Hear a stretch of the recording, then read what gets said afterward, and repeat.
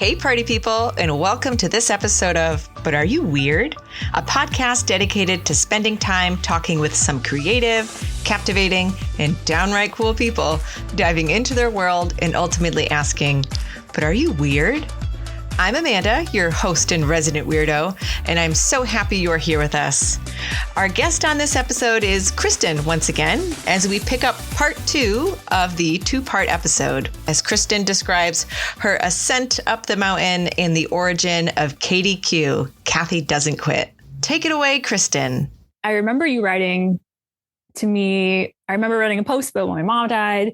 I remember you writing really profound, lovely things about me and mom. And then we did that Book It 5K where we did Kathy Doesn't Quit. That's right. Which is a really good mantra that I came up with. She was still alive at the time. So for those who don't know, my mom was a 23-year breast cancer survivor. She was in and out of remission. It's October, which is Breast Cancer Awareness Month. So you should go get your tatas checked. If you have a family history, you don't have to wait until 40 to get a mammogram. You can go get those ladies, those girls scanned. But she was in and out of remission for my entire life. And she has 3 siblings, and my Uncle Bill is a cyclist, and we decided that we would go cycling together. And we decided before it was reconstructed to bike up the notch, which wouldn't do that. Wow. Wouldn't do that today. That's dangerous. Also, I think like, why don't you take your niece up there? And it was such a high, like steep hill. And I was like, oh, I can't do that. And I know my limits, and I know that I will like give up easy. So I was like, no. And I was thinking of my mom, who would have loved to have been outside and been active, but that day she was inside, and, you know, she had chemo that day. So she was really tired. And, I was just thinking like, I'm going to give up. I'm not going to give up. Kathy doesn't quit. My mom doesn't quit. Like, she's been in and out of remission forever. Like, she technically should have died a lot before, earlier than 61. Her doctors were amazed that she had lived so long. And I really do think it was her positive outlook on life that really helped. And so I was going up this hill, and I had a cadence, and it became Kathy doesn't quit. Kathy doesn't quit. But with each pedal, left pedal, Kathy, right pedal, doesn't quit, and switching. And so like, that's how I got up the notch, by saying out loud to myself, like probably almost crying, like, Kathy doesn't quit. Kathy doesn't quit. And like, I made it up the hill. And yeah, she didn't quit. And that sort of became our team mantra. We made those really cool shirts about Kathy doesn't quit. And maybe that's my life mantra, like, don't quit. I have thought about that, the Kathy Doesn't Quit thing definitely right after we made them very often. But even since then, I still think about it. KDQ. Kathy Doesn't Quit. Yeah. I think it's a really good life mantra, positive outlook. Don't quit. Never give up. I remember going through her stuff, when you have to go through a deceased person's personal belongings. In her wallet, she had a fortune cookie that said like, never quit. And so I have that fortune cookie now. Wow. I think it's on our fridge. And then I took a picture of it in case I lost it. So I still have it, and it just says never quit. And so like the parallel of like, this was like way before, and I didn't know she had that. And like, that just set her up of like, never quit. 2 words, never quit. And Kathy doesn't quit. And what's the relationship between your mom and the moon? Oh, she loves celestial things. So if you think of like classic 90s celestial That's exactly what I was thinking of. That like really golden moon, blue sun. Yep. The 90s sun stuff. She liked the moon, and it kind of was like her thing, moon, stars. And one day she had got this really cool stationery, and it was like a embossed silver moon, and it's in my car. It's in my visor. And it was a beautiful note that she had written that just said, because thinking like back now, I think she was aware that her time was limited, not like imminently, but like that she wouldn't be around as long as most people. And so she had written something, and I could probably pull it up on my phone, but it was like, if you ever need me, just look at the moon and I'll be there. So then I would call her my moon mama. And then, just that became the thing. So actually Sea Dog says like, he calls it a bachi moon. Bachi is Polish for grandma. So when there's a full moon, he'll go bachi moon. And so it's kind of neat to have like a tangible connection for him. He actually was having a really hard time with it the other day because it was a full moon and we were looking at the moon and our neighbors were out and another 5-year-old, and he was saying like, it's bachi. And so I had to help him explain that was his grandmother, but she passed away. And he was like, oh, my grandmother hasn't died yet. And his dad just laughing like, nope. And then our neighbor was like, well, to even it up, to even the score, your great grandmother passed away. But afterwards, Sea Dog was talking about how it was not fair. And I was explaining like, you're right. It isn't fair. He was saying like, I wish I got to meet her. And I was like, whew, okay. Oh my gosh. Yeah. Were you in tears? Oh my gosh. We're going to hold it together. We are going to explain like, yep, it is not fair. And she would have really loved you, dude. Yeah. Oh my gosh. So he was like, I wish I had a grandma. Like, oh man, sorry, buddy. I wish you did too. I can like imagine, and I tell him all the time, like she would be playing Hot Wheels with you. She would be showing you the pictures of her in the Hot Wheels. She had a Roadrunner, a yellow Roadrunner, like ultimate boy mom. She always joked with Sarah that Sarah was the daughter that she wanted. Sporty, new sports, like actually played sports, was like rough and like tumble. And then got me who, I still would identify tomboyish, not particularly girly, but not sporty. But it is kind of funny that, just a tomboy that would be having a really fun time with Sea Dog. I don't think I ever met your mom at a birthday party. Well, when I think of her, honestly, the first thing that I think of is, didn't you have a video of her watching Lady Gaga's Bad Romance? She loved Gaga. Sean got her that CD for her birthday, and she did an incredible Madonna-esque impression with 2 party hats, dancing to Lady Gaga. Yeah, she loved Gaga. She loved, and it's funny, the thing, like the core memories that I have, I think like, what can I do for core memories for Sea Dog? Yeah. Oh, yeah. Like, what is he going to remember? Is he going to remember dancing to Ralph Lynch in the living room, pretending, this is her doing it to me, pretending that we're whales? Ray Lynch is less lyrics, more music. Just like funny, quirky things. Yeah. Yeah. As a parent, obviously we're with our kids. Well, not obviously, we're usually with our kids, like 99% of the time. And yet we don't remember all of those days. Yeah. And so like, you're thinking for yourself, like which days stand out with my mom, and like, what do I hope my child remembers? Yeah. And like, I think of how my mom would tell me about, and also I didn't make this connection until after Sea Dog was born. Her dad, like I always knew that her dad, my Jaju, had passed away. And I knew, in some part of my brain, I knew that he had passed away when she was pregnant with me, but it didn't really make the connection until I actually like was probably pregnant or like recently gave birth and was like, oh, that sucks. Like, you're not here. And like, you know what I'm feeling because this happened to you. I forget where we're going. It's an interesting, odd parallel. Yeah, it is. It really is. So like your mother is not physically with you in this experience of having a kid. And yet you two can entirely relate to one another because she didn't have her parent. And like, I feel her, like she was so awesome. She was such a good mom. She was so cool and funny and like loving. And I want to emulate that.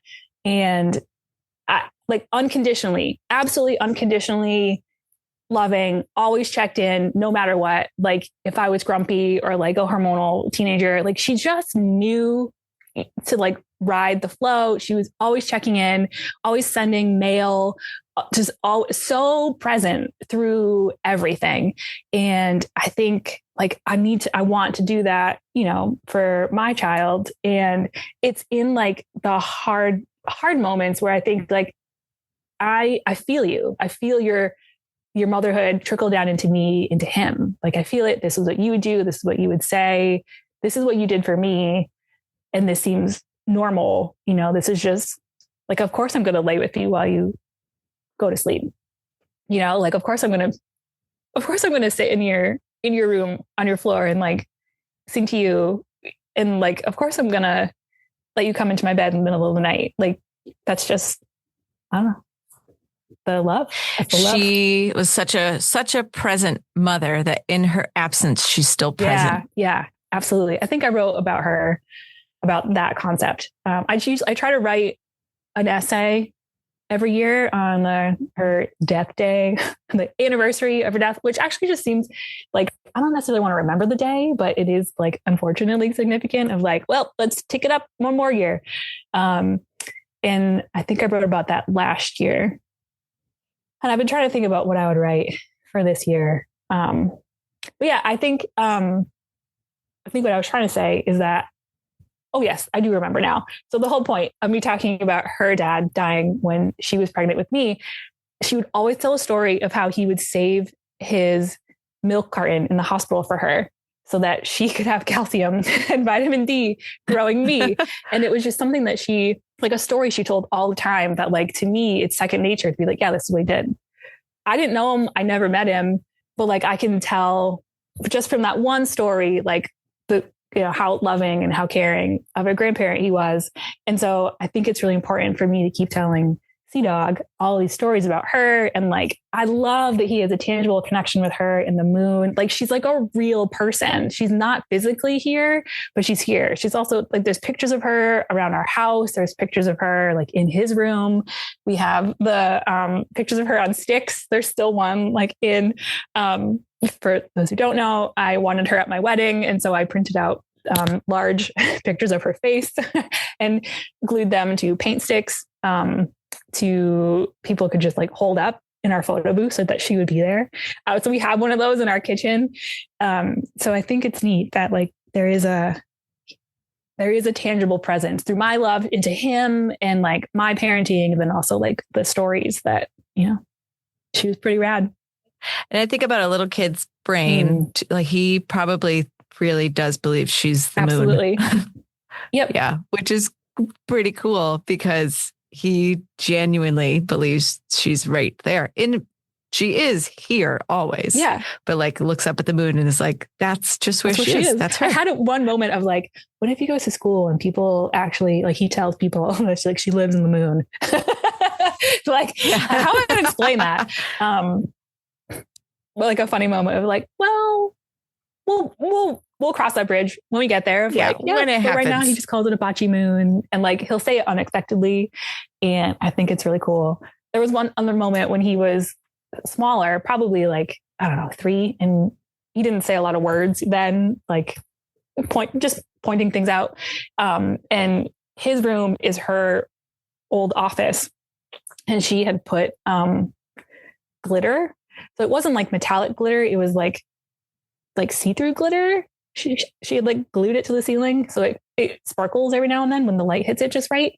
And one day I had told him this story, like he had absorbed that Bocce had done this. And one day I was changing his diaper and he just pointed out, he goes, Bocce. And I was like, what? Where? I've asked this lady for like, 10 years at this point to show herself to me. Be like, we talked about that. Like she would show signs to me, like, where are you? Why are you showing up for me? But you're showing up for this kid. Yeah. Like, where are you? Show yourself. And he was pointing to like a glittery, like glinting thing in the ceiling. I was like, oh, this is cool. Oh my gosh. Cool. Like you're here. That is so cool. Like you were here. You've made a moment. You've made a core memory for me, not physically here, but. That's so great. Yeah. I love that Sea Dog will have her forever, really. Yeah.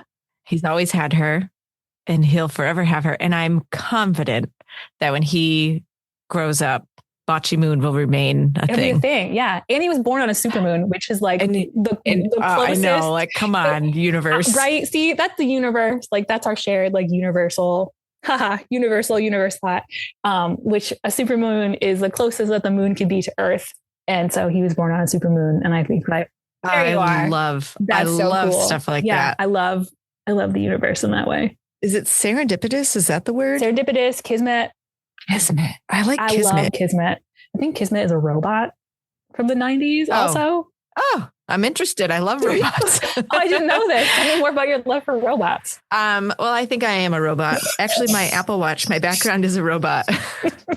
When I was in college, oh wow, this is what a dramatic turn. Why did I take a sip of water just When I was in college, my college roommate, because I was emotionless, would say, robots don't cry. That's what she would say to me. Oh, wow. And I think it was like playful, and also accurate, because I was really good at not reacting to a lot of stuff because it was just overwhelmed my system. And so, robots don't cry. So now if we connect, we do a mini callback. That would have been up until 2008. She was my roommate. Lots of life stuff happened for me. And then I really intentionally tried to get connected with feeling things. You sharing about your mother was one of the first times like I felt something so massive. Wow. The second time I think would be when my grandmother passed, which was a year after, which is because I was so good at my grandmother's funeral of like, I probably cried, but not in front of people. And I remember being at her funeral and just witnessing, semi-dissociative, but not quite, where I was just like, I'm actually not in this moment. Okay, it's actually dissociation. I'm not in this moment. I'm watching everyone have these emotional reactions, but for some reason I couldn't get emotional. And I remember after my grandmother's funeral saying I would never let that happen again, that I would allow myself to feel things instead of just like pushing them away.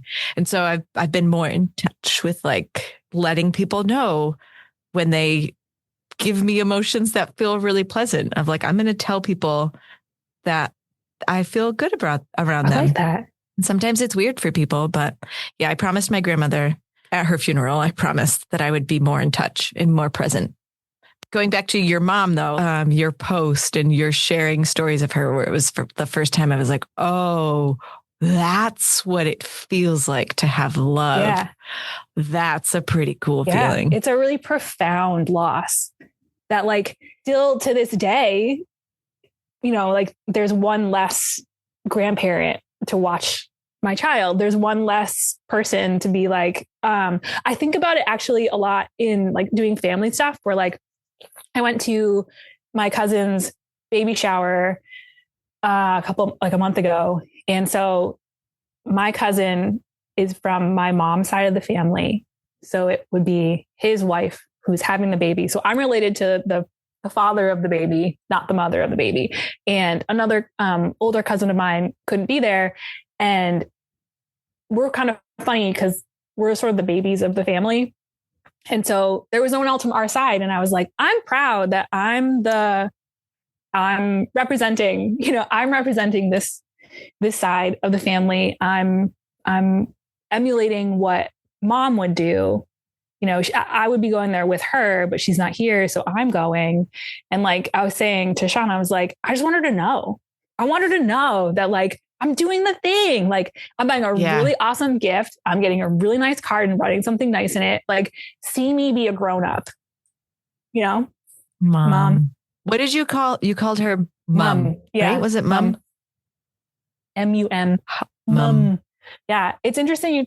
You talk about the way you felt at your Grandma Maria's funeral, because when I can think of my mom's celebration of life and I look back, I'm like, why didn't I speak? Why didn't I say something? And I think I just had PTSD. Like I actually did trauma-induced anxiety. That sort of manifested in like health related things, because while she was supposed to die because she had breast cancer that metastasized into her bone. So like we knew that she would be dying earlier. She had gotten an infection and just sort of died suddenly, like really unexpectedly for someone who, we knew wouldn't be around for a long time. And so that affected me. And I think probably should have just gone to therapy earlier. Probably would have helped a little bit better. But I remember thinking saying to Sean, who I think would have probably proposed in 2013, just if that, if mom hadn't died, like that was the trajectory of our life. I remember saying hint, I think this might be happening. I don't want anything big to happen in 2013. I don't want to remember this first year without my mom. I know myself, and I am going to block so many things out. Like, I can't tell you. I know one thing. I went to our family. We don't own it, but it was a beach house that my side of the family would go to in the Cape. And so my cousin had invited us along, and it was like nice sort of healing because like my mom would have gone there and her sister was there, and it was a nice like family vacation. That's the only thing I remember of 2013 because I just didn't want to feel anything. And then I realized, both Sarah and Sean were prompting me to do something about how I was feeling. And I think I remember saying I didn't want to take medication because I realized I just needed to feel it. I needed to get it out of my system. I needed to feel it because if I kept putting it off, the feelings would be there, like intense feelings later, just like rip off the Band-Aid. Right. You're just covering them up. Right. Yeah. And so 13 years later, I do have feelings, but like they're, I can cry at the drop of a hat when I really like open the door. It usually happens around this time of like the anniversary where I'm like, let's open the door. Okay, close it. Pretty painful, pretty traumatic. But like we're in a better place now where we've, the 5 stages of grief of like, this is the reluctant acceptance. And now I feel like I'm sort of like a poster child for like when now as we're older, our friends have their parents passing away. I'm like, oh, hey, welcome to the Dead Moms Club. Let me shepherd you in. My goal would be to write a memoir, not necessarily along the lines of like the Dead Moms Club, but just a memoir of like her and what it felt like. I think I think about like the chapters and like every year I'm like, why am I not writing this? And like now I think that I have a chapter with like a child. It can kind of be full circle, and like I can sort of relate as a parent now. She wrote, she kept notebooks of when I was little up until my brother was born.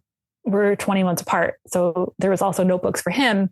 So there's like a solid like 3 or 4 years of like a reporter's notebook that she would have any like my bocce write in when she was babysitting us, or like my parents worked opposite schedules. So like they would leave notes for each other, in these notebooks, and it'd be like Kristin ate peaches or like did this and whatnot. And so one full circle thing was that she'd always told me, you can't have allergies because I breastfed you.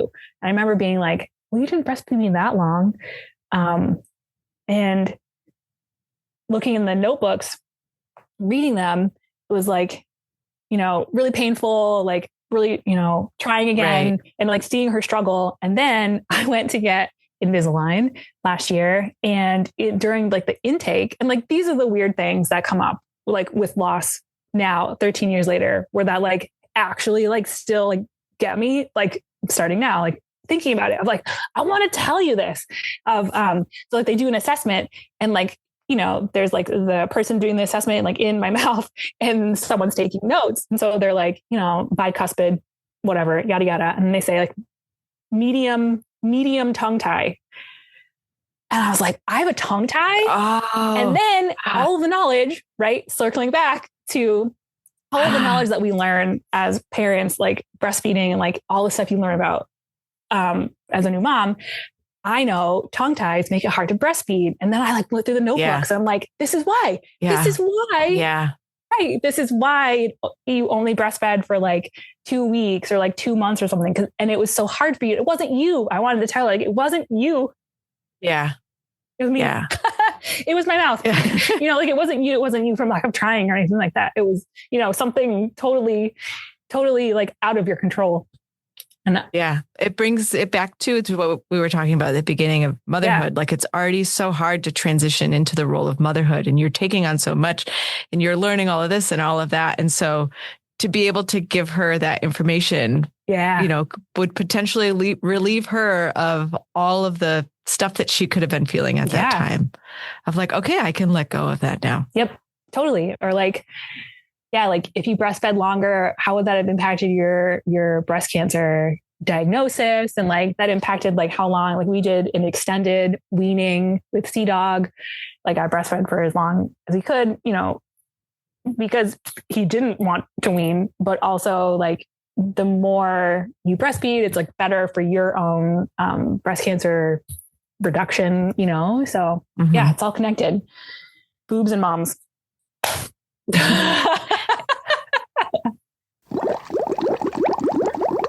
All right. So Kristin, Kristin, six-eyed Kristin, arachnid Kristin. The big question, the point of the whole podcast, I got to ask you, are you weird? Hell yeah. Absolutely. Absolutely. What is something weird that you do? Everything. Or what is something that makes you weird? I knew you were going to ask this question, and then trying to like distill it down to like, what's one weird thing? I don't know. Yeah. And it doesn't have to be like your most weird thing. Cause if someone were to ask me, like I have so many weird, like I can't possibly pick the most. So like, what is just something that's like weird? It's funny because you mentioned it actually. I think I really like to learn about people. I probably ask too many questions. I'm weird because I ask too many questions, and it's probably not socially acceptable to ask. So to like be like really intensely interested in people right off the bat. I'm going to say that would probably make you weird. I think people would find that weird. Sorry. Also, I don't think that's weird. I think it's beautiful. Thanks. I think to be like, and you're not, when you ask questions, like you're not mining for some particular piece of information. Like you are really getting curious about people. Yeah. And that's exciting, but I don't think people are used to it. I don't think, or they feel like it's of ill intent. Sure. And so I think that's what unfortunately makes it weird. Yeah. But like, sorry, I'm actually interested in you. I'm really interested in you. Want to ask questions. Like, tell me, I don't know. Let me ask you about your mom that died. Like I want to know. Yeah. Are there any weird habits that you have? I sleep with a baby blanket. Oh, yeah. Really? I have my baby. Is it your baby blanket too? Is it intact? It is. One side of it is like mostly worn away because I just like to rub it. It's a sensory thing. Yeah. I like to rub it. So the satin on that side is like worn away. But circling back to mom, let's relate everything to KBW. She had two for me, and she always kept the other one. And I'm not entirely sure why she kept two. Maybe she thought that I would want to give one to my kid, but I did. So I have two. So now Sea Dog has the other one that is like, so much brighter green. Everything is, all the satin is there. He doesn't do the same like comforting rubbing thing, which not also yet. Probably is a sign of neurodivergence, right? Like sensory seeking. Could be. Some people could say it's a stim. I'm using air quotes, but if it's just a strategy that helps you regulate, whatever.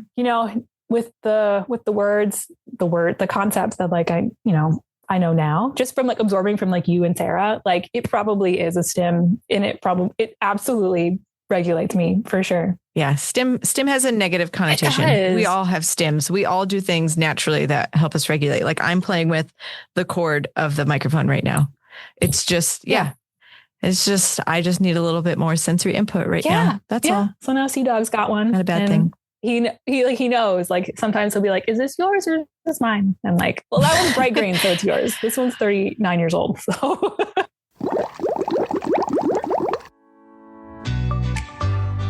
all right. So that's a wrap on this episode of But Are You Weird? Thank you so much to Kristin for letting us get to know you and showing us your weird and wonderful and beautiful mom, all the moms involved, Bachi Moon, mom.